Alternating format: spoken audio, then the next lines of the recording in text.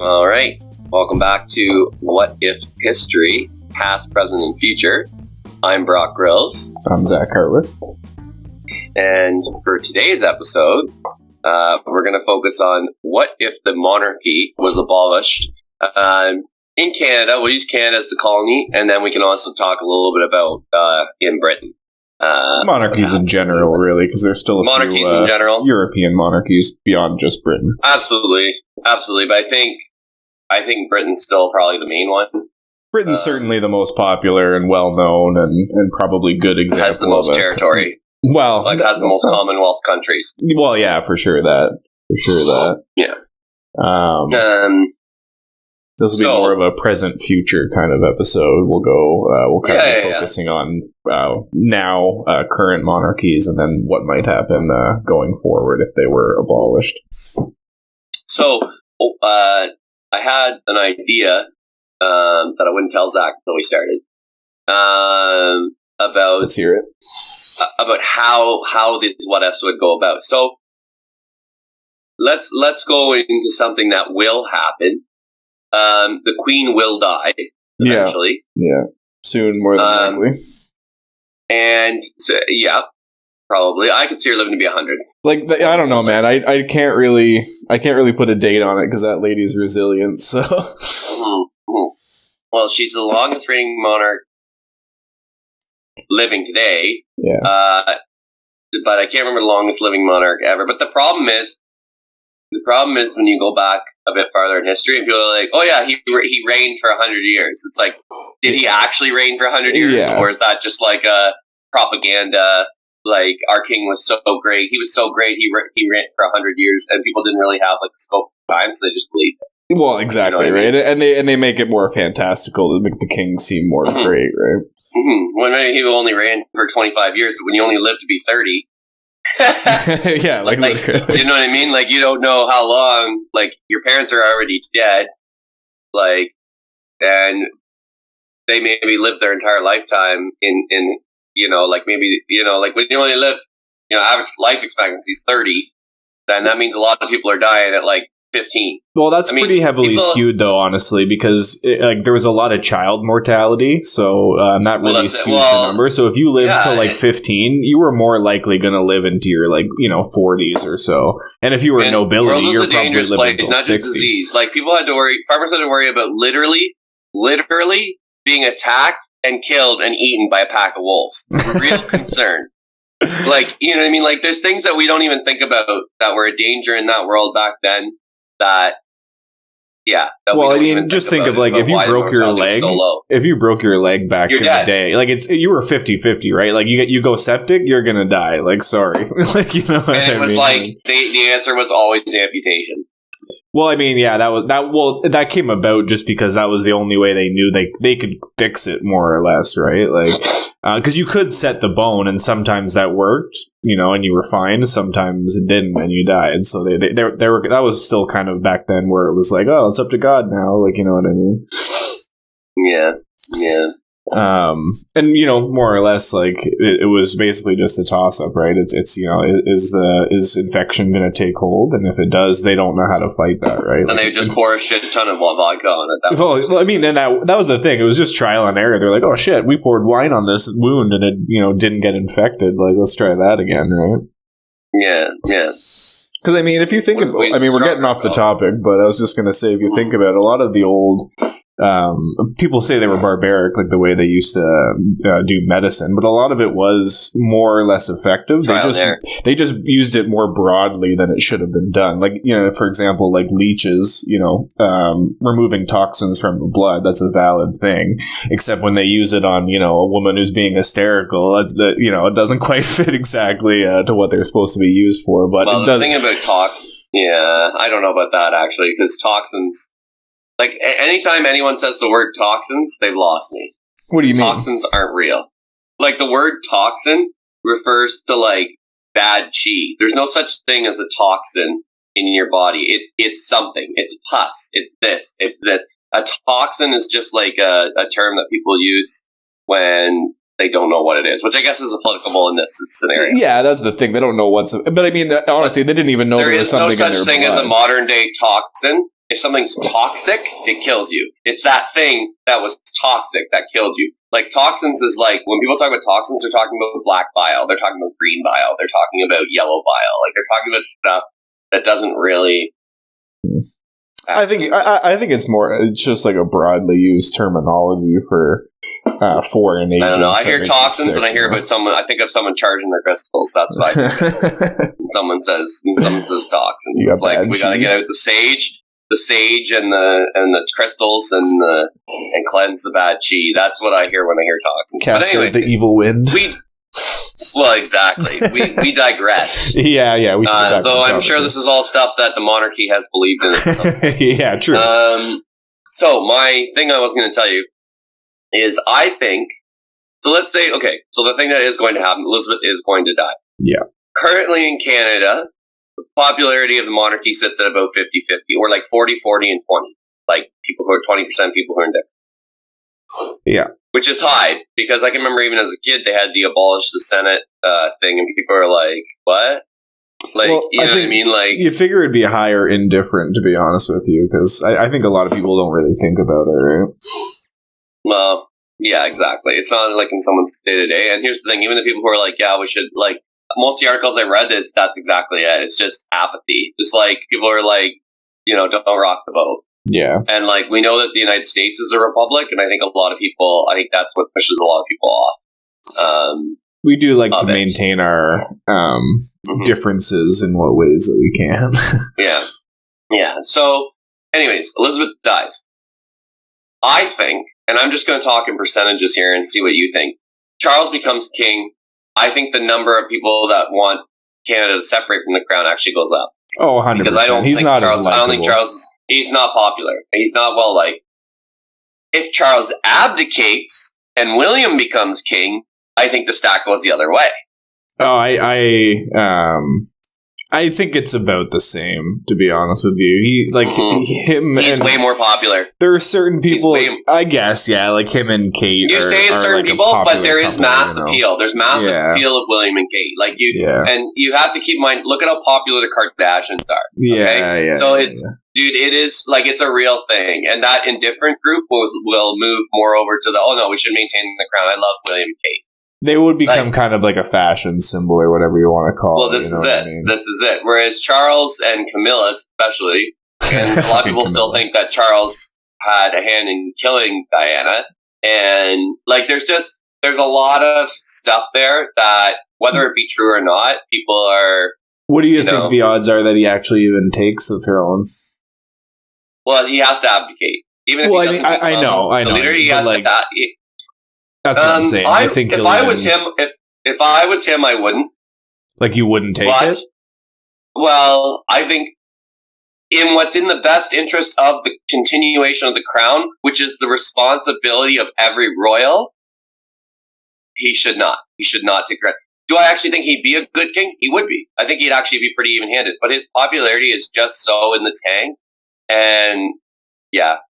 I think he's just old, and like if they want to like reinvigorate, I don't know if they necessarily need to, but if they want to like reinvigorate popularity, I think it would be better that he just passes it right down. Right? They'll have a fairly young royal couple. Okay, I think they're probably in the 40s. Let me pose a scenario to you. Charles dies before the Queen. Oh man, I could see that too, though. Okay, I can see it too. Charles dies before the Queen. Queen dies. William and his entire family die in a car crash on the way to the funeral. Oh, God. Again, this is all theoretical.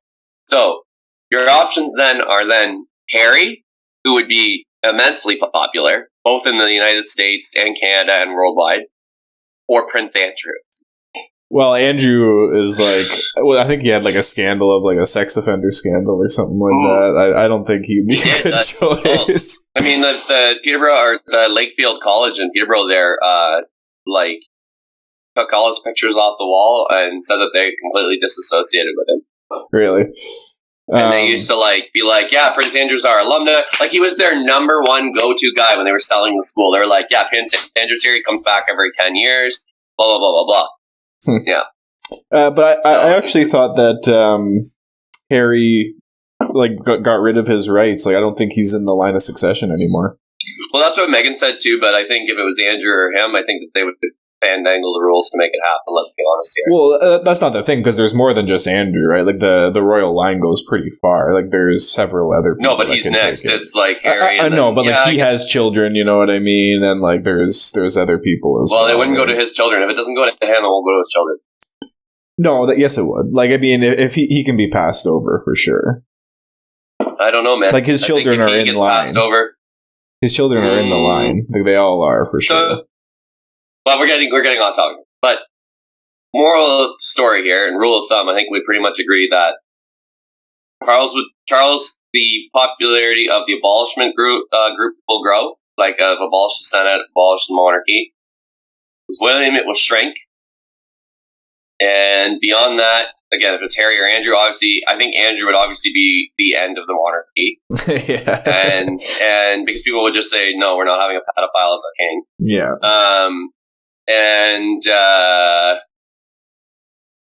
To which he's like, well, 16's legal in Britain.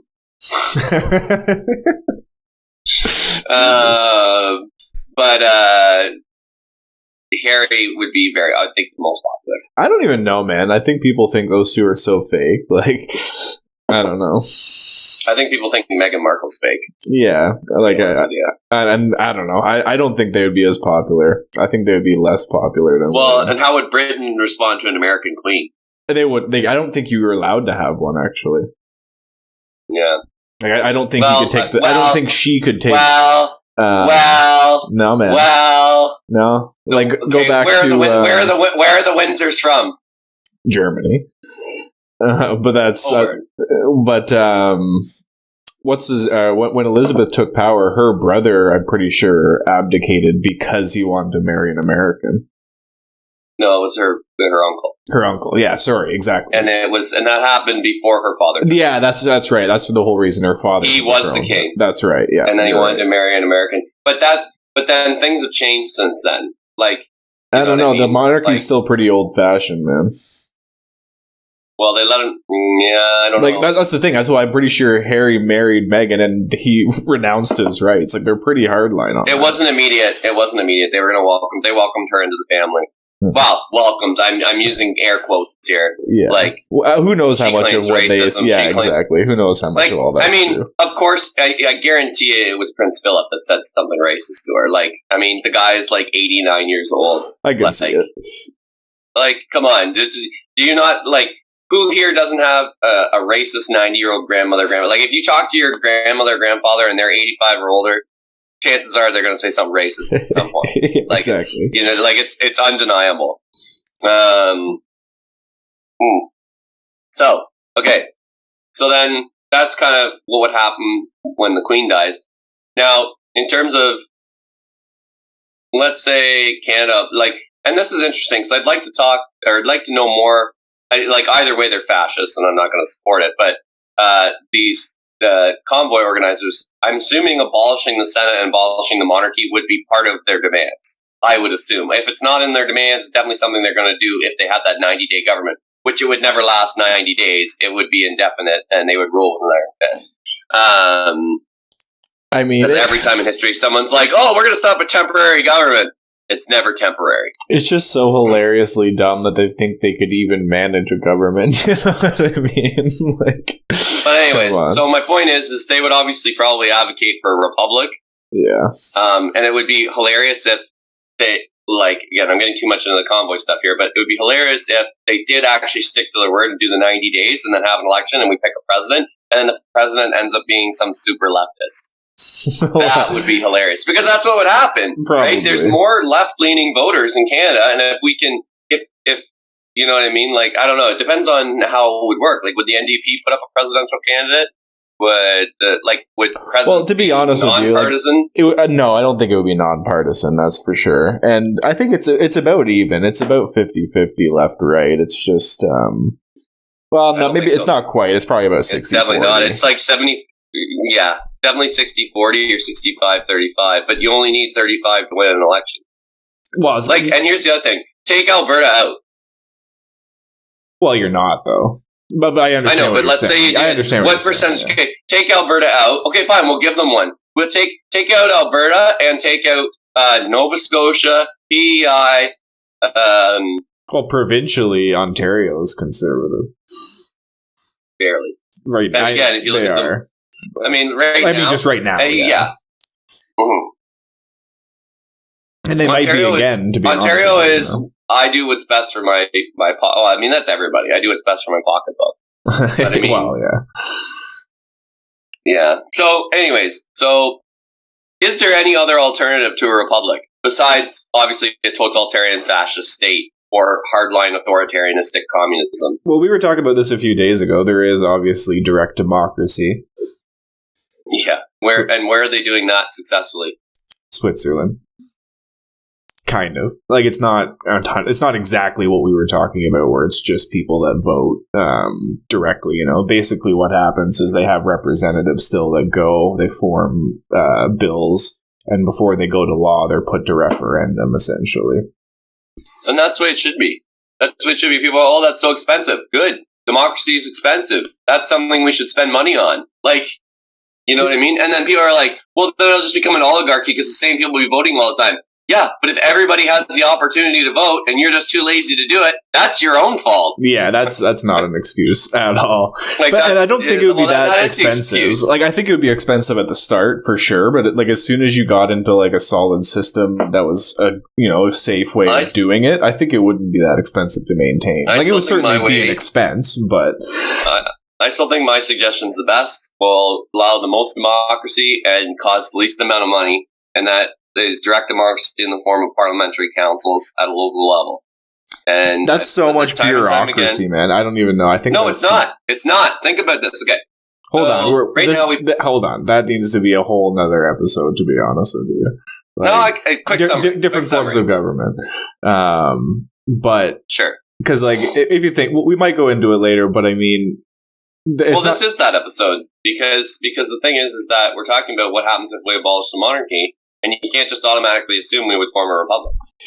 I honestly don't think we would I think we would literally roll completely the same, more or less. I don't even think we would necessarily get rid of the governor general role. You know what I mean? Like, we would just cut ties to the crown. Exactly. I think we would just carry on exactly the same way with just complete cut ties with the crown is all. You know what I mean? And then, but that's not what.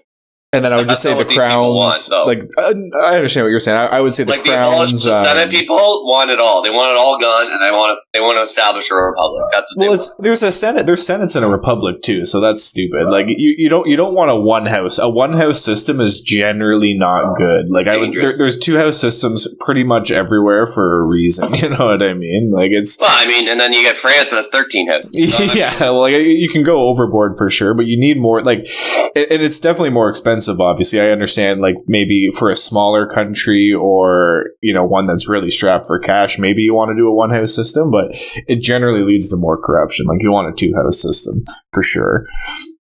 Yeah. So, I think I just want to touch on this really quickly. I don't think we're going to do a whole episode on, because it's not really a what-if. But the form of direct democracy through parliamentary councils, just real quick, wouldn't cost us much more money because right now we pay our MPs, I don't know, it's like, well, Mary Monson didn't know. I think it's like $144,000 to $180,000 a year, okay? So you then push that up to $200,000 or $250,000, and what you do is you take that money and you split it amongst how the vote share was locally. So let's use Peterborough as a riding as an example. Let's say the Greens got 10%, the NDP got 20%, the Liberals got 30%, and the Conservatives got 40%. Yeah. Whatever. So Michelle Leahy, who's the MP there, she wouldn't be the MP. She would be a delegate. And then each month they would vote on the issues that are going to become to the House, like each of the representatives, to a number of at least 5%. You get less than 5%, you're not on the council. You have to at least get a threshold of 5% to be on this. Then they get together once a month or once before each sitting of Parliament, they vote on each bill as a committee, and then the delegate, whether they be Conservative or Liberal, takes that decision to the House, and that's their vote, and it's binding. And that's not really direct democracy, though. And how you split the pay? Is each. So the delegate gets a base salary of $50,000, $60,000, $70,000, or $75,000 a year. they get a percentage of their vote share that they won, with a percentage of half of that vote percentage money also going back to their local EDA. And then for each of the other ones, they get money based on their vote share for participating in this council and being part of it, and then 50% of it goes back to their local EDA. So the Greens, let's say that, let's make it an easy number. Let's say it's $100,000 and the Greens get 10% of the vote. Well, for that year, the Green rep will get $10,000 to sit on that council, and 5,000 of it goes to them, and 5,000 of it goes to whatever. And if that's not good enough for somebody, they can abdicate that position.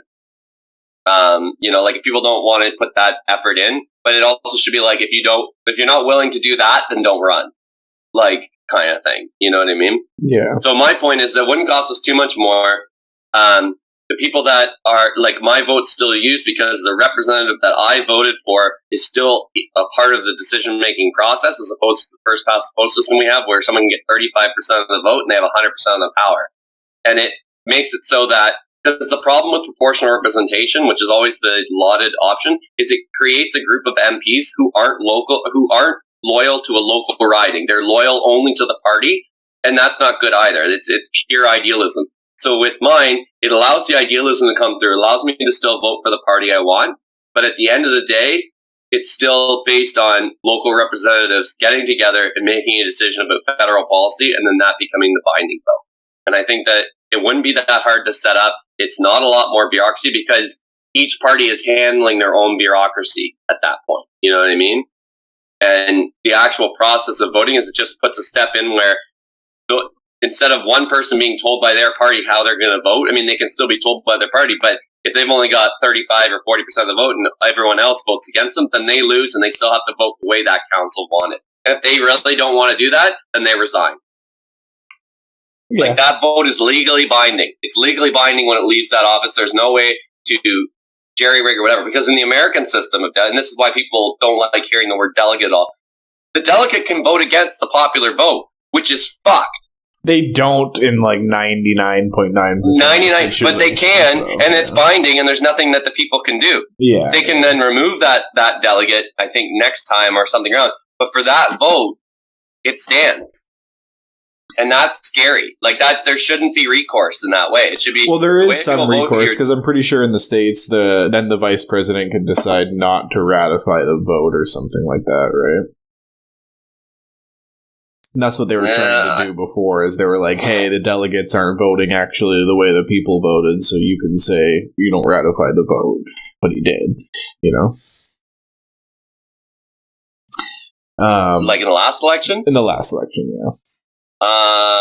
Like you mean in favor of the Republicans? Well, like I said, Pence ratified the vote, but like that's what they were trying to legally say was like, hey, these delegates don't have to vote for Biden. You know what I mean? Like you guys don't have to do that, but they obviously still did anyway. Oh, and they were Republican delegates. I see what you're saying, but their district voted for Biden. Yeah, I get what you're saying. I get what you're saying. But that's what I'm saying. That shouldn't be possible. That's my point. Yes. That's what I'm saying. But yeah, okay. So let's go back though. So in general, I think as long as Elizabeth's alive, it's not really a question. People aren't going to. I don't think so either. She's fairly well liked, and to be honest with you, she's not really. She's not doing anything. So like, who knows? Well, except sitting in front of a golden piano. Well, yeah. And the hardest, giving her Christmas message on like in 2020, the hardest year in modern record. Smart move, Liz. I'm sure, yeah. Smart move, Liz. Literally solid gold piano. I hope you have a great Christmas. Like one of these fucking keys could pay for break off one of those legs and give it to me, and then I'll have a great Christmas. Yeah, exactly. Anyways. The keys are probably like mammoth ivory. Yeah. Mammoth ivory. Carved from human bones of the poor. No, it was carved using human bones. Yeah, like they carved it out using human bones. Yeah. Oh, Lord. Yeah. possibly accurate. I think if what's his name? Because I still think Charles probably. I personally think he might pass it on because he's friggin' old, man. I think he will, man. There's a lot of stress involved in that, I would imagine, and I think he's keeping that close to his chest. And you know why? Because his mother doesn't believe in abdication. Which is fair, coming from how she ended up with the throne, right? Like, she probably didn't want it either.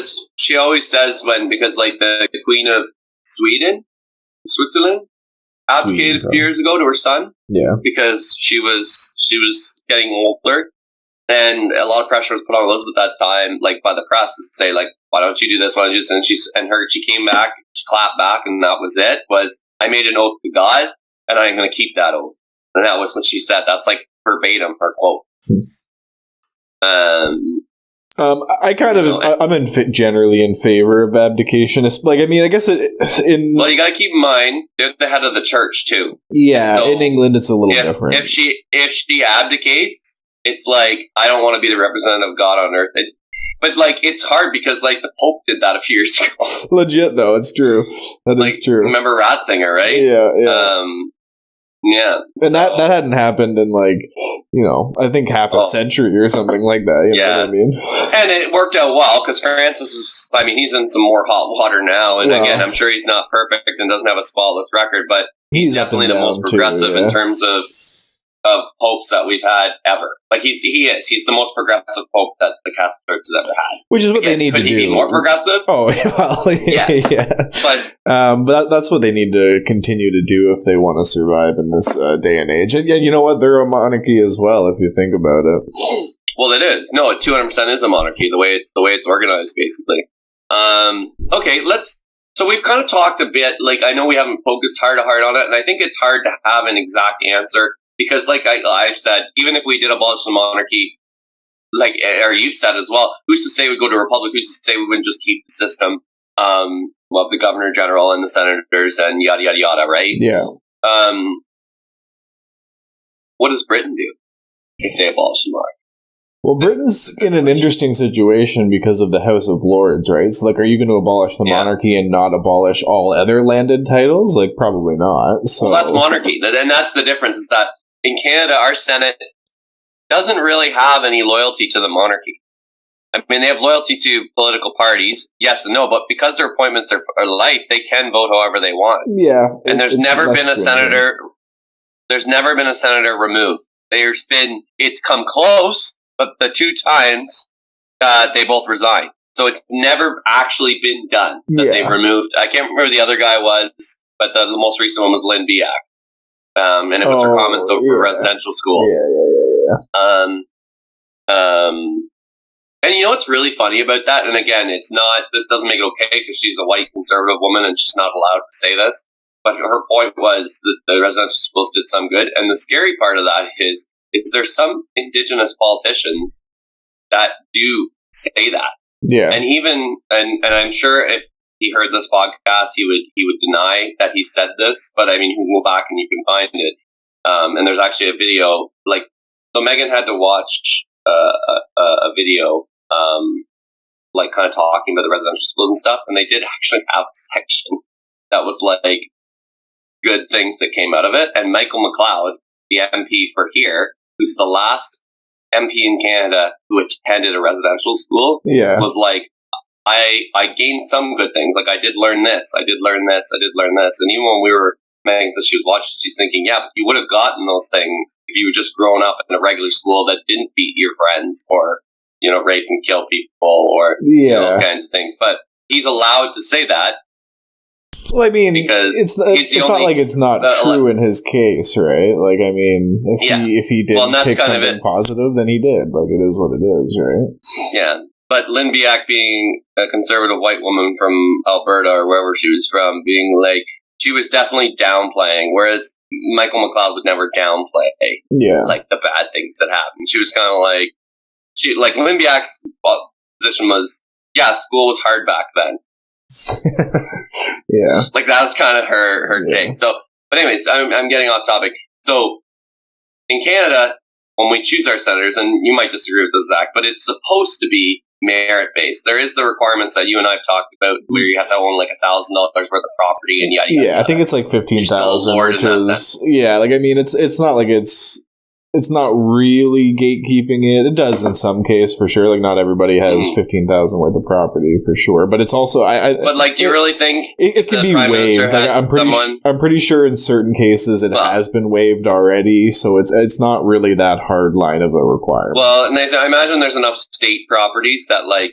I think that's exactly what they do. Senator, I think they get a state property anyway, so they just give it to them before, and then they. I think that's make exactly them a senator. What they do. They give them like a small asset, and then they're like, "All right, you're good." Now. Like so, it's or here's $15,000 worth of land in Bancroft. Yeah, that's exactly. They can give it to you anywhere, right? So it's like whatever. Yeah. And like $15,000 worth of land, like it's probably like it's like a tenth of an acre, let's say. Like Well, like my buddy bought 4 or 5 acres in Bancroft 12 years ago, 15 years ago for like $15,000, and that property now is like $100,000. Oh yeah, it's crazy now, man. You can't buy that anymore. Especially Bancroft. Well, it was like a super small town, but it's slow. Like it's gonna get larger and larger, right? Like it's kind of like the gateway up to like because people are. What's gonna happen is, and this is what's gonna happen is, and again we're getting off topic, but people are gonna drive farther and farther away. Yeah, exactly. That's true. Like that's the thing. Like if I gotta drive 2.5 hours to Peterborough to work and then go home to afford my $160,000 house in Bancroft, I'll do it. Yeah. Because I can't afford an $800,000 home in Peterborough. It's true though. The average house price in Peterborough went over $800,000 this week. That's crazy. Yeah. Some good times. So I was digressing. So the in Canada, our Senate is merit-based, so to speak. I mean, it's really just whoever the Prime Minister is. It's kind of like how they pick Supreme Court justices in the States. Like, once you're in for life, and there's not supposed to be any political strings attached.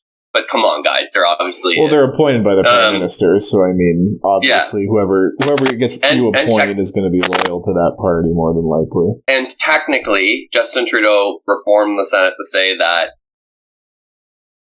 senators aren't going to wear a party badge anymore.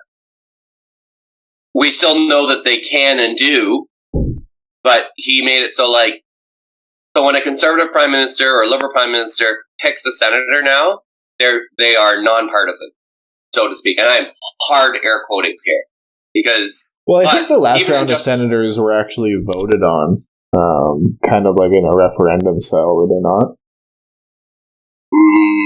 Yeah, but I think yes, but I think the Liberals had a majority. It was one of those things where I think they picked something like 7 senators. A lot retired when Justin Trudeau became Prime Minister, and they had a majority. And I think they did do that where they voted it, but they had a majority, so it didn't matter.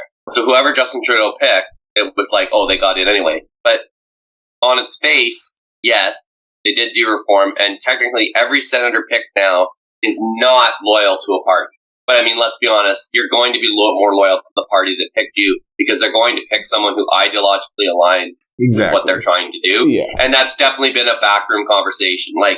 Are you going to do what we tell you to do? And they're going to be like, yes, I am, because I want this cushy job. Yeah, exactly. So, in Britain, it is not merit-based.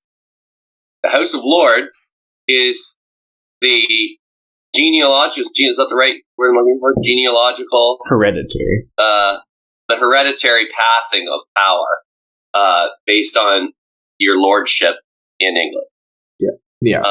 And so these people are totally not democratically elected, and they do have, they would say they have around the same amount of power as the Canadian Senate, which is not much, but it is some. Well, it's also it's what's exercised, right? Because on paper, the Senate in Canada basically has the same power as the House of Commons, but they don't. They do. They can put bills forward, and they can. Yes, they can, and they can deny bills. Yes, they can. They just You're don't. correct. They can put bills forward.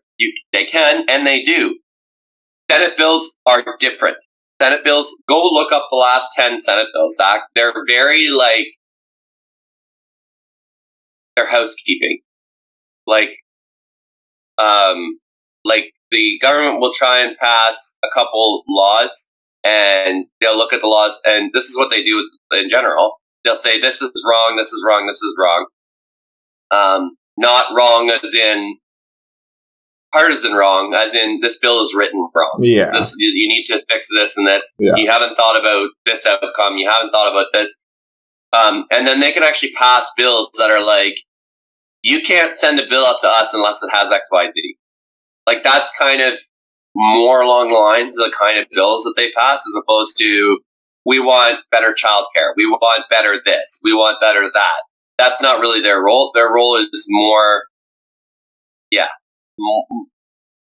nitty-gritties and making sure you crossed your T's and dotted your I's and that kind of thing. Like, they don't pass bills that are policy.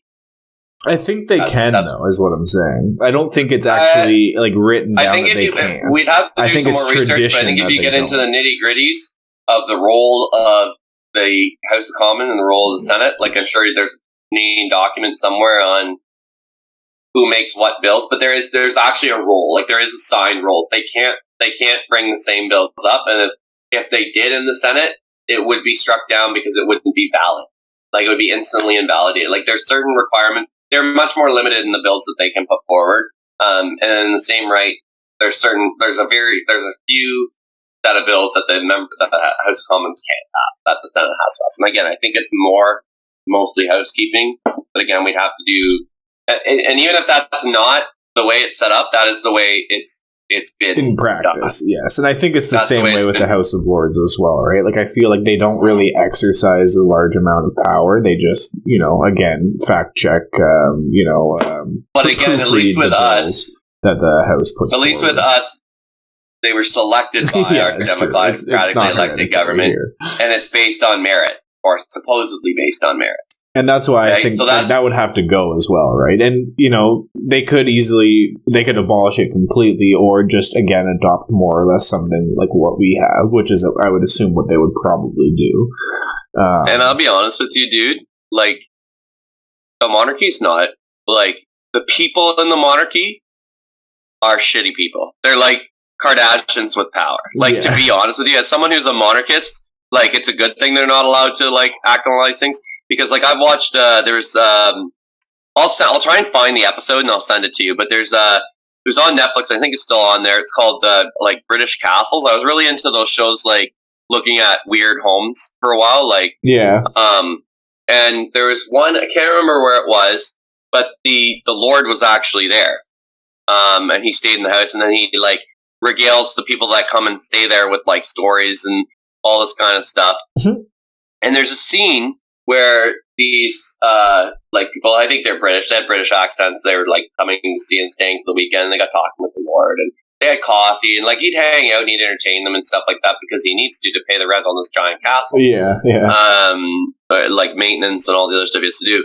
But they get into a discussion, and, like, he literally, like, full on, like, do you think he would have learned, like, something from, like, World War II and the Nazis and stuff? But he's like, no, like, he's like, yeah, like, I believe that, like, the lords of this country are high birth and everyone else is low birth.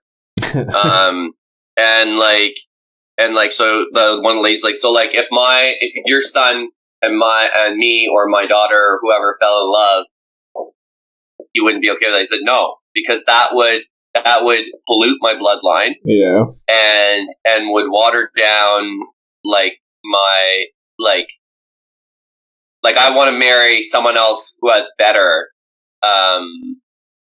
blood holdings, better blood, better holdings, and she's like, that's fucked, and he's like, it's the truth, and it's like, this isn't like a housing show. Yeah, I know. And the guy she's talking to is like 75. Yeah. So, like, but it's like, dude, like, you're not helping yourself. That's the way it was, though. Probably still is, right? Like, even if you look at, with Harry and Meghan, it was a little bit different, but that's why that was kind of a scandalous thing. Well, it was scandalous because she's black and American. Like, that's but why. She's also a commoner, you know what I mean? Like, yeah, but if she was, so was Kate. Wasn't a big deal. Actually, that's true. You are, you're completely right on that. I totally forgot. They loved Kate. Yeah. Yeah, so that's it, right? I guess you are right. But here's the other thing. They're at the top. So anyone that they bring in instantly comes to the top. Yeah. Right? Yeah. You know what I mean? Where it's different for a mid-level, or especially, and I think that's what this guy was, a low-level lord. Yeah. Like, I don't even know if he had a spot in the House of Lords, this guy. Yeah. Like, you know what I mean? So that's the thing. Like, he wants his kids to marry up to get back into the House of Lords. And, like, that might not be the exact reason. He didn't say that, but those kinds of things. Get into the House of Lords, get closer to the title, get, like, you know what I mean? And so that's true. That's where, like, if Britons got mad and were like, we need to abolish the House of Lords, I'm like, I'd have a lot harder time disagreeing with that. Yeah. But then where does Britain go from there? That's the question. Well, I think they would probably go a similar route to what we have. That's the thing, is like a lot of the countries that are Commonwealth countries kind of have a similar political setup, right? Just because of the way. And there have been Commonwealth countries that have left altogether. Yeah. Like not in the way the United States did, like in the way that Canada did, but totally severed ties. So like, look, we're done.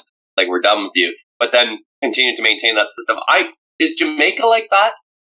I don't know what their system is. I can't remember if they're completely severed, though. There was a couple of them that happened recently, I think. But they pretty much maintain the same systems, as you said. I'm pretty sure in all these cases where they completely severed ties with the British Crown, they just maintain the system of Governor General. I am almost 100%. I don't think presidents are good, man. It's too much power in one person to make too many quick, unopposed decisions. Yeah. Like, I don't think your head of what's the head of your military called? It's like the commander-in-chief. That's what the Americans call it, anyway. Yeah, like, I think there should be a check and balance in going through the commander-in-chief. And so the commander-in-chief in Canada can't act on their own. They need authorization from the Prime Minister, and vice versa. Not that Governor General wouldn't give the Prime Minister authorization, but it creates some checks and balances. It creates time for the House to do some other things if they don't agree with it, if it's totalitarian, if it, you know what I mean? Yeah. Like, it's just, the president can act so swiftly, and you can say that, well, that's a good thing. But I feel like if we were invaded, the House of Commons would all be on the same page. Just to go back for a minute, only 2 members have actually ever left. One is Ireland, for obvious reasons. And the other one is Zimbabwe. Yeah, and then, Newfoundland was a former member. They were dissolved. Tanganyika and Zanzibar merged together into Tanzania, which is currently still a member. And Malaya was dissolved, eventually rejoining as Malaysia. They rejoined with Singapore, apparently. That's interesting. So most of them stay, man. Yeah. And again, I think, like, at this point, people use this term a lot in the ground. It's a figurehead. Right? Yeah. Like, and that's it. So if you remove the figurehead, you can still have the figurehead, like, kind of thing at this point, you know? I think it's nice to have a symbol, though, of the crown. And I think I'd have a hard time ever supporting going away from a constitutional monarchy in favor of a republic. I mean, the thing is like, the way I look at it is it's not really hurting anything here. It's a kind of a traditions thing, and I'm okay with keeping that. I'm not all for abolishing it. I rock the boat, right? Yeah, I mean, if things changed, my opinion might change, you know what I mean? Like, I think we should just have an absolute monarchy headed by the Maverick Party. What do you think? Yeah, that'd go well for everyone. Like, packing somewhere, just like ejaculated in his pants. Like yeah, no shit. I don't know. Like, I mean, absolute monarchies, I don't... I guess there still are some examples of those in the world. Like, if you look more into the Middle Eastern states, right? Coast. There's one at the French coast, too. There's a small island off the French coast that's like an absolute monarchy. Well, I think Saudi Arabia is an absolute monarchy. I think so, too. Let's see here. Absolute monarchies are funny in the sense of, like, it's always talked about him in Saudi Arabia, where the Prince of Sultan is that he allows freedoms. And it's funny because Megan and I are watching The Great, it's about Catherine the Great and stuff. Yeah. And they're talking about when they first bring in the printing press and stuff. They're like, you need to allow your people freedom. And it's that was the original perspective on freedoms. Is that they were given. They're passed on from the king. Yeah. Who is the God-given representative on earth. Right? Yeah. Whereas now we know it's no, rights are inherent and they have to be defended. They're not given. Yeah. But your responsibilities also have to be kept in mind too. Just looking up to see if there's any more. So yeah, Saudi Arabia is definitely a absolute monarchy. Yeah. Jordan is a constitutional monarchy. Yeah, they're constitutional monarchy. Yeah. But it's pretty authoritarian. It can be pretty there's no religious freedoms there. I have a buddy who's a Christian that lives there, and I'll send you one of his emails sometimes. It's all code. I'll send you it after this. I can't say his name or anything, obviously, because it would put him in danger. But he's got his family over there, and he usually says things like "followers of the way." And things like that, because he's been jailed before. So it's one of those things that just because it's a constitutional monarchy doesn't necessarily mean it's a free country. Yeah, absolutely not. Absolutely not. Yeah. So Sweden is a constitutional monarchy. That's the one. That's the one whose queen abdicated. I believe Denmark is as well. I think Denmark is too. Most of those social democratic countries are. To be honest with you. Yeah, it's one. I think I don't know. Is it Spain? I think Holland is. Spain is. Spain's weird. Spain's had a weird history. Because Spain was a fascist country for a while.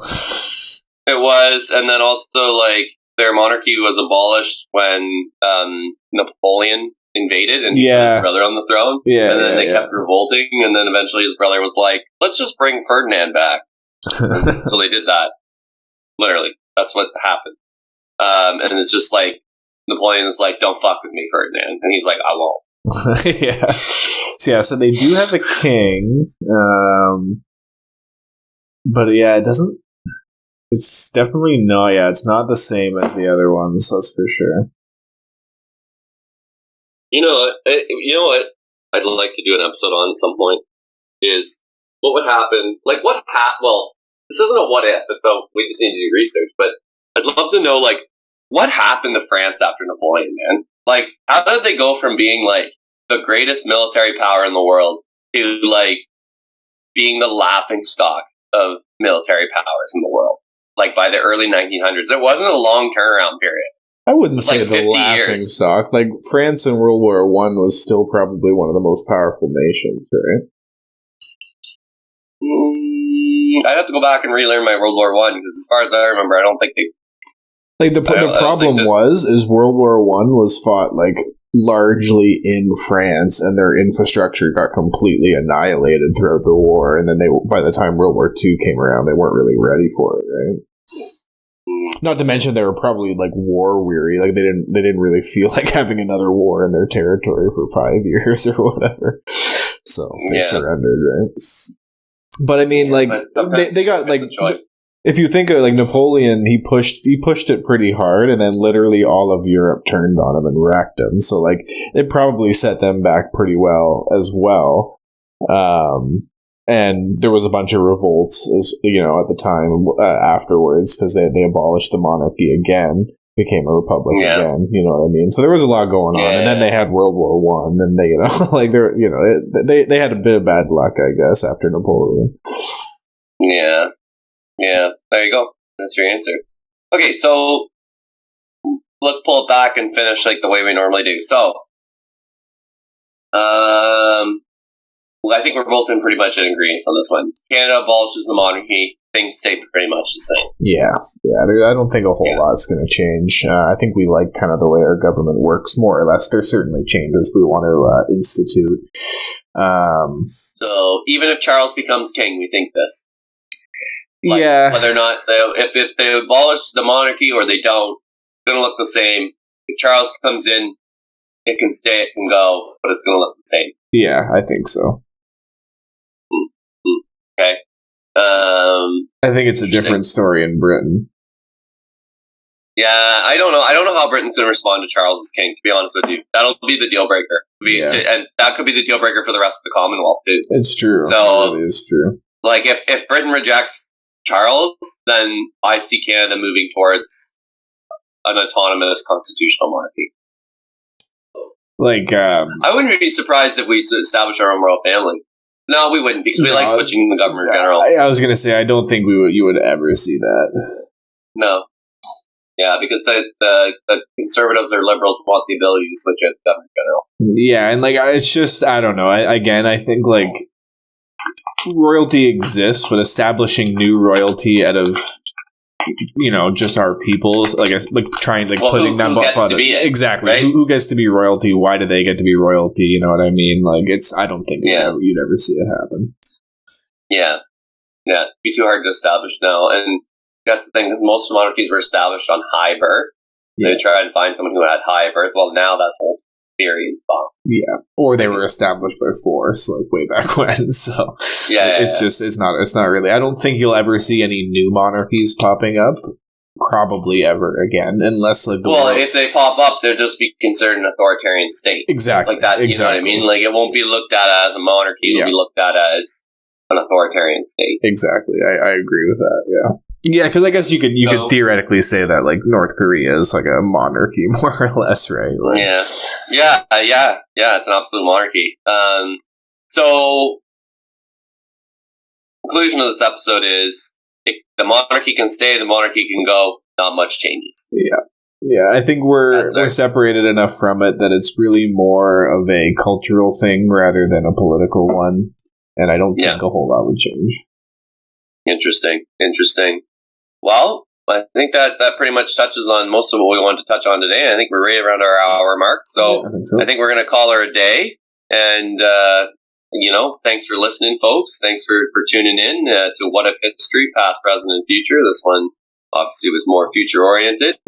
And we hope you're staying safe out there. And don't try and overthrow your democratically elected government. Gonna have a bad time.